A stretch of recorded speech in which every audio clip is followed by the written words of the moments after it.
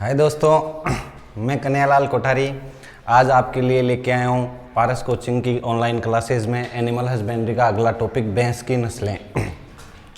अपन ने गाय की नस्लें पढ़ दी थी, आज पढ़ेंगे भैंस की नस्लें। देखो भैंस का जूलॉजिकल नेम क्या होता है? बुबेलस बुबेलिस, बुबेलस बुबेलिस, बुबेलस बुबेलिस इसका जूलॉजिकल नेम होता है। इसका कुल मैंने पहले बता ही दिया था, गाय भैंस भेड़ बकरी का सबका कुल ब्रोविडी होता है। गुणसूत्र बता दिए थे। भैंसें दो प्रकार की होती है, एक तो दलदली होती है, एक जली होती है। दलदली में 48 होते हैं और जलीय भैंस में 50 होते हैं। फिर इसके उत्पत्ति स्थान की बात करें तो भैंस का उत्पत्ति स्थान भारत है। ये भी एसीएफ में क्वेश्चन आया था भैंस का उत्पत्ति स्थान का, तो भारत इसका उत्पत्ति स्थान है भैंस का। विश्व में सबसे ज्यादा भैंसें भारत में पाई जाती है, 57%। विश्व में सबसे ज़्यादा भैंसें भारत में पाई जाती है, 57%। भारत में सबसे ज़्यादा उत्तर प्रदेश में पाई जाती है और राजस्थान में सबसे ज़्यादा जयपुर में पाई जाती है।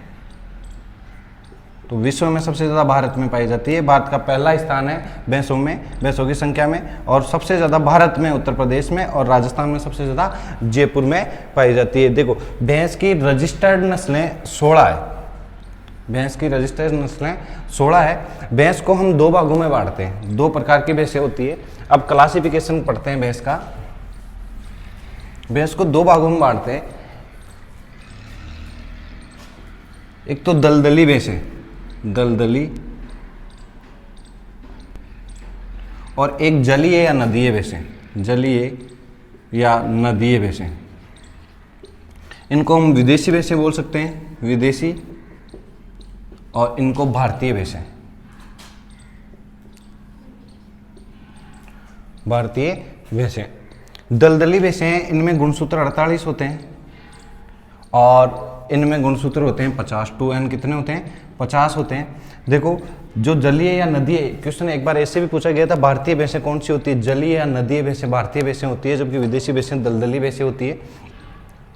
जो दलदली भैंसें हैं इसकी कुछ नस्लें हैं, जैसे कोबरा, शाही न्यू, साउथ केनरा, ये विदेशी भैंसों की नस्लें हैं। कभी कभी पूछ सकता है कोबरा, शाही न्यू, साउथ केनरा किसकी नस्लें हैं? जैसे पूछ रहे साउथ केनरा किसकी नस्ल है, तो साउथ केनरा भैंस की नस्ल है। और भारतीय नस्लों को देखो, एक नॉर्मल क्वेश्चन आता है हमेशा कि निम्न में से मुर्रा किसकी नस्ल है, तो उसमें ऑप्शन आएगा गाय, भैंस, भेड़, बकरी।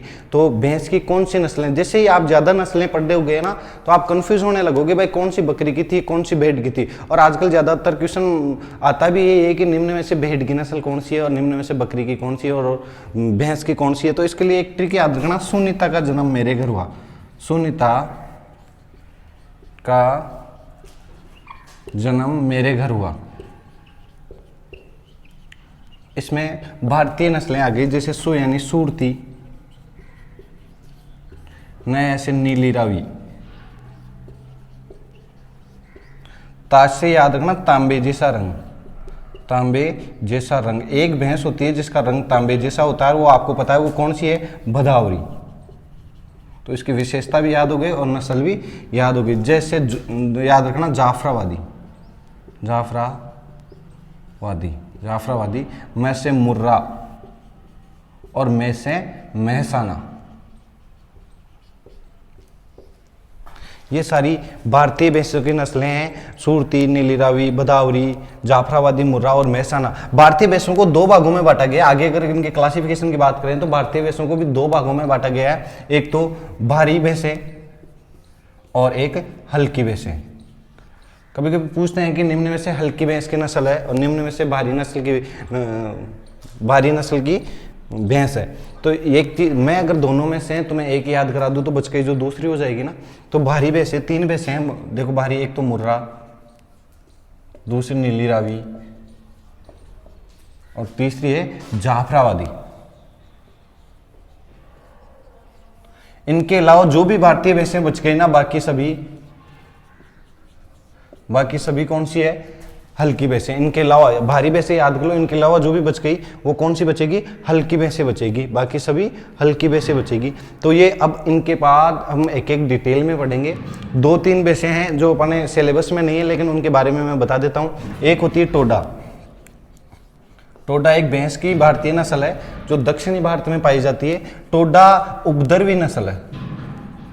उपद्रवी मतलब मारने वाली। इसके जो होते हैं ना, नर होते हैं, वो मारते हैं, मारने में उपद्रवी भैंस की नस्ल है। इसके शरीर पे बाल पाए जाते हैं। शरीर पे क्या पाए जाते हैं, बाल पाए जाते हैं। और इसका नाम एक आदिवासी जाति, दक्षिणी भारत में एक आदिवासी जाति होती है, उसके नाम पे इसका नाम रखा गया टोडा, आदिवासियों के नाम पे।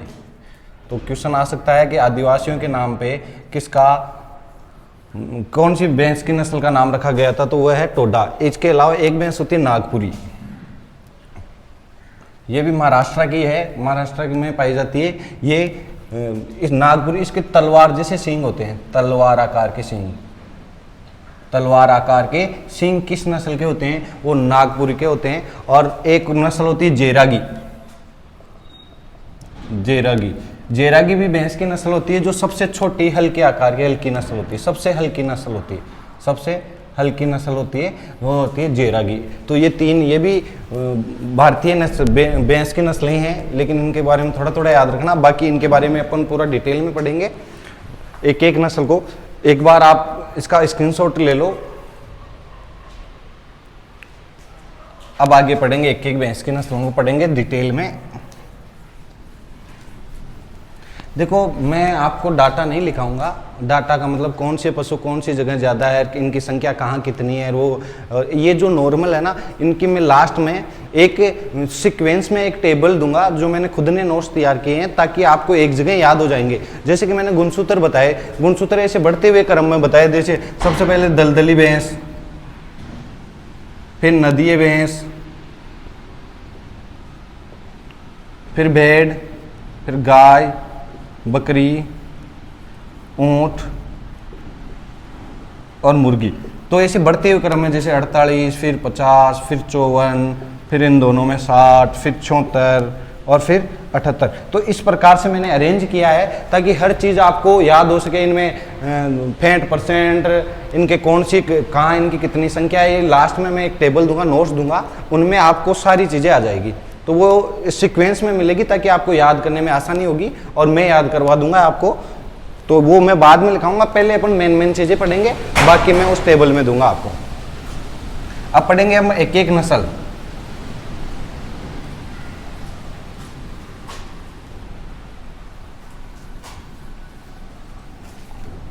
सबसे पहले पढ़ेंगे अपन भैंस की कौन सी, नीली रावी नस्ल। देखो, पंजाब में सतलज नदी, पंजाब में एक सतलज नदी है। सतलज नदी में ब्लू ग्रीन एल्गी यानी नील हरित शैवाल पाए जाने के कारण, नील हरित शैवाल क्या होते हैं, देखो ये शैवाल क्या होता है, आपने देखा होगा आपके घर पे भी हौज वगैरह, पाउंडी वगैरह देखी होगी, जिसमें पानी भरा होता है, उसमें कांजी आ जाती है, कांजी आ जाती है, लेकिन वो ग्रीन एल्गी होती है। वो कौन सी होती है, ग्रीन एल्गी होती है। कांजी के कारण वो हरारा पानी दिखाई देता है। वैसे एक ब्लू ग्रीन एल्गी होती है, वो कांजी होती है। तो नदी में ब्लू ग्रीन एल्गी होने की वजह से उसका बहता हुआ पानी किस कलर का दिखाई देता था, नीला कलर का। और इसी नदी के आसपास के क्षेत्र में ये भैंस की नस्ल रहती थी, इसीलिए इसका नाम क्या पड़ा, नीली रावी। तो इसका उत्पत्ति स्थान की अगर बात आई तो ये क्या है, सतलज नदी के आसपास का क्षेत्र है, उसे इसके उत्पत्ति स्थान माना जाते हैं। जैसे फिरोजपुर इसका उत्पत्ति स्थान है। नीली रावी, देखो इसमें बात की है नीले की, जहाँ रंग है, एक नीला क्या है, एक रंग है। तो एक चीज याद रखना, जहां भी सफेद रंग की कोई भी बात पूछ लेना, सफेद रंग की, तो वहां आंख बंद करके नीली रावी लगा देना आप। जैसे पूछले सफेद रंग की आंखें किस नस्ल में होती है, सफेद रंग का टीका किस नस्ल में होता है, सफेद रंग के धब्बे, सफेद रंग की पूंछ, ये सारी भी जहां भी सफेद रंग आ जाए ना, वहां कौन सी नस्ल आएगी, नीली रावी। एक ही चीज याद है, अगर आपको ये भी पूछ लेना भाई सफेद रंग का गोबर कौन सी करती है, तो भी नीली रावी करना है। जहां भी सफेद रंग आ गया वहां नीली रावी। जैसे कि आपको इसमें कैसे कैसे क्वेश्चन आएंगे। और एक चीज, इसका दूसरा नाम, इसे पंचकल्याणी बोलते हैं। इसका दूसरा नाम क्या है, पंचकल्याणी। और अपने देश का भी भला कौन करते हैं, अपने देश का कल्याण कौन करते हैं, कौन करते हैं अपने देश में कल्याण, अपने देश में कल्याण नेता करते हैं ना।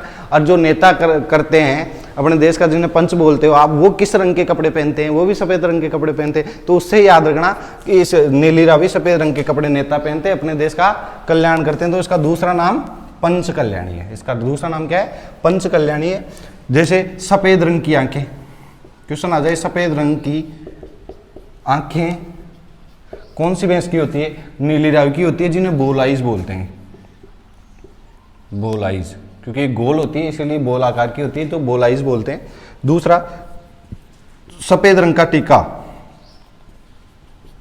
इसके सिर पे सफेद रंग का टीका होता है। तो सफेद रंग का टीका किस नस्ल पे होता है, वो भी नीली रावी पे होता है। सफेद रंग की, देखो इसके बालों का पूंछ के बालों का गुच्छा होता है ना, आपने देखा होगा कि भैंस के पूंछ होती है, उसके अंतिम सिरे पे बाल होते हैं, तो पूंछ के बालों का गुच्छा इसका सफेद रंग का होता है। पूंछ के बालों का गुच्छा, पूंछ के बालों का गुच्छा भी कैसा होता है, सफेद रंग का होता है। पूंछ के बालों का गुच्छा इसका सफेद रंग का होता है। इसके घुटने, जो घुटनों के नीचे के पैर है ना, घुटनों के नीचे के पैर, घुटनों के नीचे के पैर भी सफेद रंग के होते हैं। वो भी कैसे होते हैं, सफेद रंग के होते हैं। सफेद रंग के शरीर पर धब्बे पाए जाते हैं, सफेद रंग के गोल धब्बे पाए जाते हैं, धब्बे पाए जाते। तो देखो हर जगह सफेद ही सफेद आया, तो मैंने पहले कह दिया था नीला एक रंग है, सफेद भी क्या है, रंग है। जहां रंग की, सफेद रंग की बात आ जाए, वहां कौन सी नस्ल होगी, नीली रावी होगी। इसका दूसरा नाम क्या है, पंच कल्याणी है, मैंने ये भी बता दिया। और इसका उत्पत्ति स्थान क्या है, सतलज नदी के आसपास का क्षेत्र, जैसे फिरोजपुर इसका उत्पत्ति स्थान है। ध्यान रखना, सभी सबसे ज्यादा वसा, अगर वसा की बात करूं तो सबसे ज्यादा वसा गोदावरी में पाई जाती है 13%, उसके बाद में 8.5% नीली रावी में, बाकी सभी में कितनी होती है, बाकी सभी भैंसों में कितनी होती है, इनके अलावा 7% होती है। तो ध्यान रखना, इसमें कितना है वसा, इसके दूध में वसा 8.5 तक होती है, 8.5 तक इसके दूध में वसा होती है। ये है नीली रावी। अगर आप स्क्रीनशॉट ले लो एक बार। अगली नस्ल आती है मुर्रा।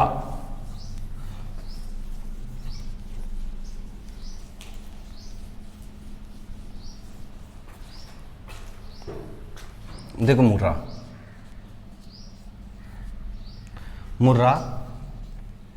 मुर्रा का उत्पत्ति स्थान है दिल्ली। मेनली क्या है, दिल्ली, लेकिन इसको कभी कभी पंजाब और हरियाणा को भी मानते हैं। दिल्ली, पंजाब, हरियाणा, इसी दिल्ली, पंजाब, हरियाणा इसका उत्पत्ति स्थान है। ध्यान रखना, इसे दिल्ली बफेलो भी बोलते हैं। क्या बोलते हैं, दिल्ली बफेलो। दिल्ली को अंग्रेजी में दिल्ली बोलते हैं, दिल्ली बफेलो भी बोलते हैं। दिल्ली बफेलो किस भैंस को बोलते हैं, मुर्रा को बोलते हैं। देखो अपन भैंस क्यों पालते हैं, अपने जितना भी भारत में दूध होता है ना, उसका 52% दूध उत्पादन भैंस से होता है। जैसे कि 100 किलो दूध होता है ना, पूरा 100 किलो में से ऐसे मानो कि 52 किलो केवल भैंस से होता है, और लगभग 43-44 किलो गाय से होता है, और बाकी 5-7% जो बचा वो अन्य जानवरों का दूध होता है। तो सबसे ज़्यादा बहुत बड़ा योगदान है दूध उत्पादन में भैंस का। तो विश्व, और अपन को भैंस दूध के लिए पालते हैं, तो दूध में सबसे ज़्यादा दूध देने वाली, विश्व की, पूरे विश्व में सबसे ज़्यादा दूध देने वाली नस्ल है मुर्रा, इसीलिए ये सबसे इंपॉर्टेंट नस्ल है। तो विश्व में सबसे ज़्यादा दूध देने वाली, विश्व में सर्वाधिक दूध देने वाली नस्ल। इसका दूध उत्पादन होता है 1800 से लेकर 2250 लीटर प्रति ब्यांत। 2250 लीटर प्रति ब्यांत तक इसका हाईएस्ट दूध उत्पादन है। विश्व में सर्वाधिक दूध देने वाली भैंस की नस्ल है, इसीलिए बहुत इंपॉर्टेंट नस्ल है। दूसरी बात, इसकी एक खासियत होती है, इसके सींग होते हैं ना, वो थोड़े यूं होते हैं, मतलब घुमावदार, छोटे हुए घुमावदार। ध्यान रखना, पहले जलेबी आकार बोलते थे इसको, क्या बोलते थे, पहले क्वेश्चन आता था जलेबी आकार के सींग, लेकिन अब की बार क्वेश्चन आया था छोटे हुए घुमावदार सींग किसके होते हैं। ध्यान रखना, इसके सींग छोटे व घुमावदार होते हैं, छोटे हुए घुमावदार, या इसको बोल सकते हो आप जलेबी आकार के, जलेबी आकार के सींग होते हैं।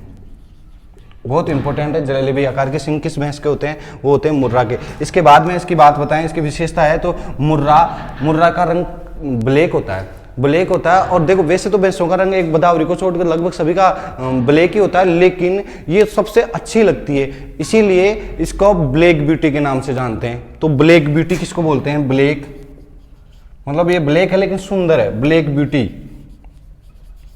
ब्लैक ब्यूटी के नाम से किसको जानते हैं? मुर्रा को जानते हैं। मुर्रा का एक दूसरा नाम भी है जो अपन यहाँ के आसपास के क्षेत्र में आप प्रयोग करते होंगे, इस कुंडी भैंस। कुंडी भैंस कौन सी होती है? मुर्रा को ही बोलते हैं, तो इसे कुंडी भैंस के नाम से भी जाना जाता है। कुंडी भैंस, कुंडी भैंस और ब्लैक ब्यूटी किसको कहते हैं? मुर्रा को बोलते हैं। विश्व में सबसे ज्यादा दूध उत्पादन होता है इसका। और इसका ये ध्यान रखना, इसके सींग कैसे होते हैं? छोटे व घुमावदार। छोटे व घुमावदार का मतलब है कि ये जलेबी आकार के इसके सींग होते हैं। इसको दिल्ली बफेलो भी बोलते हैं।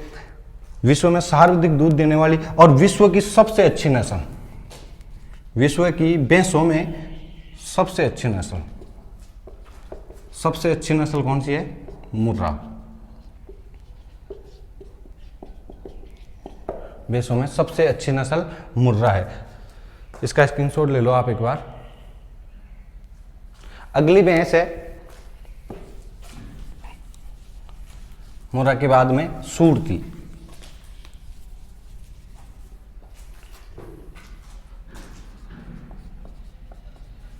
सूरती, देखो सूरती में सूरत की बात करेंगे अपन। किसकी बात करेंगे? सूरती। देखो एक सूरत होती है, एक सीरत होती है, दोनों अलग अलग होती है। तो अपन सूरती में देखो पहले तो इसके उत्पत्ति स्थान की बात करें। सूरती सूरत, सूरत के पास ही बड़ौदा है।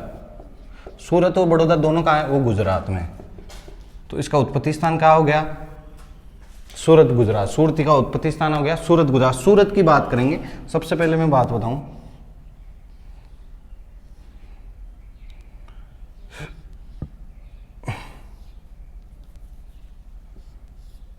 इसके सींग इस प्रकार के होते हैं, मतलब आप इसको क्या बोलते हो? दराती, दराती हसिया, दराती हसिया आकार के इसके सींग कैसे होते हैं? दराती, वो चारा काटने वाली आती है ना, जिसे दराती या हसिया आकार के इसके सींग होते हैं। दूसरा इसके पेट की बात करूंगा मैं।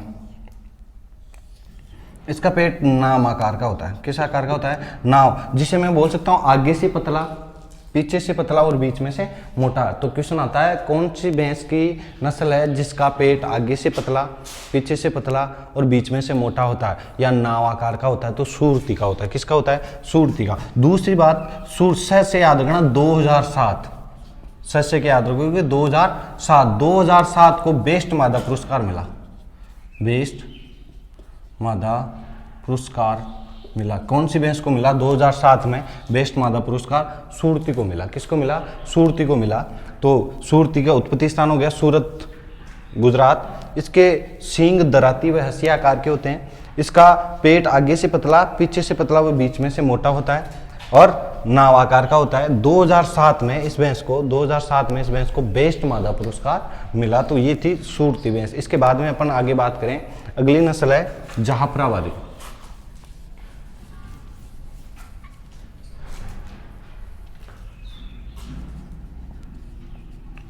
जाफराबादी, जाफराबादी का उत्पत्ति स्थान जाफराबाद या काठियावाड़, काठियावाड़, काठियावाड़। ये काठियावाड़ भी कहाँ है? गुजरात में है। जाफराबाद या काठियावाड़ गुजरात है। देखो जाफराबादी की एक ही, ये सबसे भारी नस्ल है। भारी मतलब कि वजन में भारी है। किस में भारी है? वजन में भारी नस्ल है, इसीलिए इसे मिनी एलिफेंट कहा जाता है। Mini elephant. तो भैंस की किस नस्ल को मिनी एलिफेंट के नाम से जाना जाता है? तो वो कौन सी नस्ल है? जाफराबादी नस्ल है। और एक ही भैंस की इतनी नस्लों में एक ही है जिसे जो बाहरवाही नस्ल भी है। भारी होने के साथ साथ बाहरवाही, बाहरवाही का मतलब कृषि कार्यों को में प्रयोग किया जाता है। कृषि कार्यों में प्रयोग किया जाता है इस भैंस का। पर कृषि कार्यों में कौन सी नस्ल का प्रयोग किया जाता है? जाफराबादी है, क्योंकि वजन में भारी है, तो इसीलिए इसे मिनी एलिफेंट कहते हैं। अगर इसके बात करूं तो इसके सींग हो गए। इसके सींग थोड़े यूं होते हैं ऐसे, मतलब कि कौन सी भैंस के सींग सबसे लंबे होते हैं? पहली तो ये सबसे लंबे के सींग किसके होते हैं? जाफराबादी के। दूसरा क्वेश्चन बनेगा किस भैंस के सींग नीचे की ओर बड़े होते हैं? तो जाफराबादी के। बाकी सभी के ऊपर की ओर बढ़ते हैं। तीसरा क्वेश्चन बनेगा किस भैंस के सींग नीचे की ओर जाकर वापस ऊपर की ओर बढ़े? देखो नीचे की ओर जाकर वापस ऊपर की ओर मुड़े होते हैं, वो किसके होते हैं? जाफराबादी को। तो देखना इसके सींग सबसे लंबे सींग सबसे लंबे सींग, पहली चीज। नीचे की ओर बढ़ते हैं और वापस ऊपर की ओर मुड़ जाते हैं। तो किस नस्ल के सींग सबसे लंबे होते हैं और जिसके सींग नीचे की ओर जाकर वापस ऊपर की ओर मुड़े होते हैं, वो कौन सी होती है? जाफराबादी होती है। वो कौन सी होती है? जाफराबादी होती है। देखो, जाफराबादी सबसे भारी नस्ल है, वजन में भारी नस्ल है, ध्यान रखना। सबसे भारी नस्ल ये है, इसे मैनी एलिफेंट कहते हैं, बाहर कर शिकारियों के काम में लेते हैं और इसके सींग इस प्रकार से होते हैं। ये है जाफराबादी। इसके अलावा इसके अगली नस्ल पढ़ेंगे। अगली नस्ल कौन सी बची है? मेहसाना। कौन सी बची? मेहसाना। सूरती में एक चीज और याद रखना, सूरती के लिए एक क्वेश्चन एक बार आया हुआ था कि सूरती राजस्थान में कहाँ पाई जाती है? राजस्थान के अजमेर जिले में पाई जाती है। सूरती राजस्थान के अजमेर जिले में सर्वाधिक पाई जाती है। फिर आती है मेहसाना।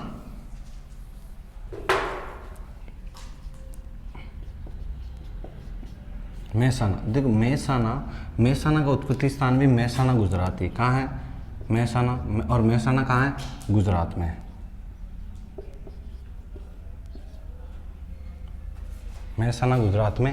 देखो, मेहसाना का मैस से याद रखना, ये मध्यम आकार का शरीर होता है। मध्यम आकार का शरीर होता है।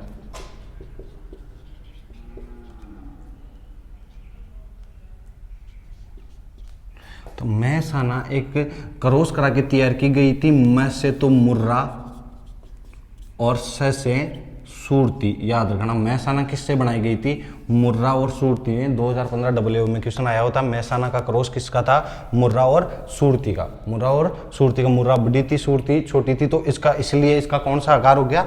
मध्यम आकार का शरीर है। सबसे मेन बात ये कि सबसे लंबा दूध काल होता है इसका। सबसे लंबा दूध काल किसका होता है? सबसे लंबा दूध काल किसका होता है? मेहसाना का। ध्यान रखना, मेहसाना किससे तैयार की गई थी? मुर्रा इंटू सूरती से। मेहसाना का उत्पत्ति स्थान मेहसाना गुजरात है और मध्यम आकार का शरीर होता है और सबसे लंबा दूध काल होता है कि अधिक दिनों तक क्या कर देती है? दूध देती है। तो वैसों में सबसे लंबा दूध काल किसका होता है? मेहसाना का होता है। लेकिन सबसे ज़्यादा दूध कौन सी देती है? मुर्रा देती है। और सबसे ज़्यादा वसा प्रतिशत किसके दूध में होती है? भदावरी के दूध में होती है। तो अगली नस्ल वही पढ़ेंगे, कौन सी? भदावरी।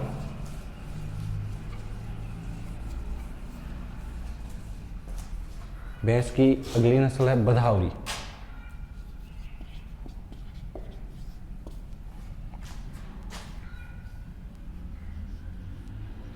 ये ऐसे मानो राजस्थान है। राजस्थान में यहाँ उत्तर प्रदेश है। उत्तर प्रदेश है और यहाँ मैंने बताया था आगरा और मथुरा है। आगरा और मथुरा है। यहाँ अलवर और भरतपुर। तो पहले भदावरी का उत्पत्ति स्थान आगरा, उत्तर प्रदेश। आगरा में भी एक जगह है इटावा। इटावा यानी बधावर क्षेत्र। बधावर क्षेत्र। इटावा भी नहीं आए तो बधावर क्षेत्र आएगा। बधावर क्षेत्र आगरा, उत्तर प्रदेश, इसका उत्पत्ति स्थान है। दूसरा क्वेश्चन बनेगा, राजस्थान में कहाँ पाई जाती है? पूर्वी राजस्थान। किधर पाई जाती है? पूर्वी राजस्थान। तीसरा क्वेश्चन, राजस्थान के कौन से जिलों में पाई जाती है? ज़्यादातर ये अलवर और भरतपुर में पाई जाती है। फिर इसका रंग है ना, इसका रंग तांबे जैसा होता है। इसका रंग कैसा होता है? तांबे जैसा रंग होता है। इसका रंग कैसा होता है? तांबे जैसे। एक बार क्वेश्चन आया था, मैंने देखा था, किस भैंस की आंखों के पलकों के बाल सुनहरे पीले होते हैं? देखो, इसके बाल अगर सुनहरे पीले होंगे तभी तो इसका रंग तांबे जैसा होगा ना। तो इसके बाल कैसे होते हैं? बाल सुनहरे पीले रंग, सुनहरे पीले रंग के होते हैं। तो ये याद रखना कि किस भैंस के, कोई भी कहीं के, चाहे आंखों के पलकों के पूछे चाहे पूंछ के पूछे, तो इसके बाल कैसे होंगे या शरीर के पूछे, इसके बाल सुनहरे पीले रंग के होते हैं और इसका खुद का रंग कैसा होता है? तांबे जैसा रंग होता है। ध्यान रखना, इसमें ये सर्वाधिक वसा परसेंट होता है। इसमें क्या होता है? सर्वाधिक वसा परसेंट। इसके दूध में सर्वाधिक वसा होती है 13%। कितनी परसेंट होती है? 13% इसमें दूध में वसा होती है। और जिसके दूध में सबसे ज़्यादा वसा होगी या सबसे ज़्यादा फैट होगा, उसमें सबसे अच्छी क्वालिटी का घी बनता है। तो याद रखना, सबसे बेस्ट, श्रेष्ठ क्वालिटी का घी, सबसे अच्छा घी बदावरी भैंस के दूध से बनता है। किस भैंस के दूध से बनता है सबसे अच्छा? बदावरी भैंस के दूध से सबसे अच्छा घी बनता है। इसका रंग तांबे जैसा होता है। बाल कैसे होते हैं? सुनहरे पीले। इसके पेट की बात करूं तो देखो इसका शरीर यूं होता है थोड़ा, मतलब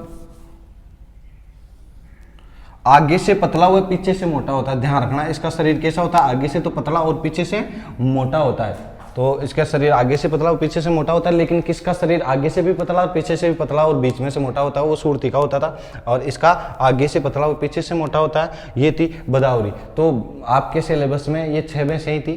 6 भैंसें अपन ने पढ़ ली। उसके अलावा आपने टोडा के बारे में भी थोड़ा पढ़ा, बदावरी के वो नागपुरी के बारे में पढ़ा और जयरागी के बारे में भी पढ़ा। अगर आपको ये वीडियो अच्छा लगता है तो इसे ज़्यादा से ज़्यादा शेयर करना, ताकि हम आगे भी वीडियो लाएं आपके लिए। धन्यवाद।